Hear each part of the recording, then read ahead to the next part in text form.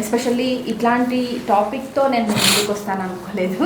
But ఎట్లా చూస్తారు sir, అంటే పహల్గామ్లో జరిగినటువంటి ఘటనకు భారత్ ప్రతీకారం తీసుకున్నట్టే అనుకుంటున్నారా? ఎందుకంటే అక్కడ ఉగ్రవాదులందరూ కూడా టూరిస్టులని చంపివేసినటువంటి కలిచివేసినటువంటి ఒక సంఘటన విషయంలో నిజంగా ఇండియన్ ఆర్మీ కావచ్చు, ఇక్కడ ఉన్నటువంటి గవర్నమెంట్ కావచ్చు, వాళ్ళకి న్యాయం చేసిందంటారా? ఇప్పుడు ఆపరేషన్ సింధూర్ ఫస్ట్ ఆ పేరే మన ప్రధానమంత్రి పెట్టినాడు, జబర్దస్త్ పేరు పెట్టినాడు, దాంట్లో ఫుల్ మీనింగ్ ఉన్నది. అండ్ 9 లొకేషన్స్,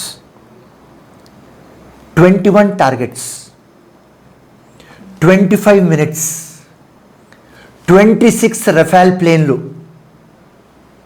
పోయి ఎగ్జిక్యూట్ చేసుకొని వచ్చేస్తే 25 మినిట్స్లో పాకిస్తాన్కి ఉచ్చపడింది. రా 21 ప్లేసెస్ది ఇచ్చింది లెక్క, దానిలో 9 చేసినాం, ఇంకా 12 చేయాలి మనం. సో ఏ రోజు పుల్వామాలో అటాక్ అయింది 22 ఏప్రిల్, ఆ రోజే ప్రధానమంత్రికి చెప్పినాను, ఆపరేషన్ సింధూర్ మీరు చేసినారు, ఇలా ఇండియా కోసం ఒక ప్రౌడ్ మూమెంట్, జస్టిస్ డెలివర్ అయింది.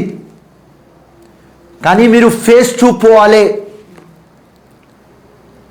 ఫేజ్ 2 పోయి రిమైనింగ్ 12 టెర్రరిస్ట్ క్యాంప్స్కి మీరు అటాక్ చేయాలి.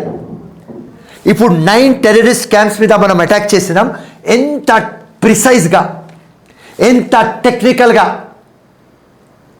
సివిలియన్స్కి టచ్ చేయకుండా, కామన్ మ్యాన్కి టచ్ చేయకుండా, వాళ్ళ ఆర్మీ క్యాంప్స్కు కూడా టచ్ చేయకుండా ఎట్లా అటాక్ చేసినాం? ఎందుకంటే అక్కడనే టెర్రరిస్ట్ అడ్మిషన్ అవుతుంది, అక్కడనే ట్రైనింగ్ అవుతుంది, అక్కడనే బ్రెయిన్ వాష్ అవుతుంది, అక్కడనే మాస్టర్ మైండ్లు ఉంటారు, అక్కడనే ఆర్గనైజ్ అవుతుంది, అక్కడనే ప్లానింగ్ అవుతుంది. సో ఇండియన్ గవర్నమెంట్కి తెలుసు ఈ మాట. India government, Firoz Khan 20 years నుంచి మేము చెప్తున్నాం, ఈ టెర్రరిస్ట్ వెనుక పాకిస్తాన్ ఆర్మీ ఉన్నది, ఈ టెర్రరిస్ట్ వెనుక ISI ఉన్నది.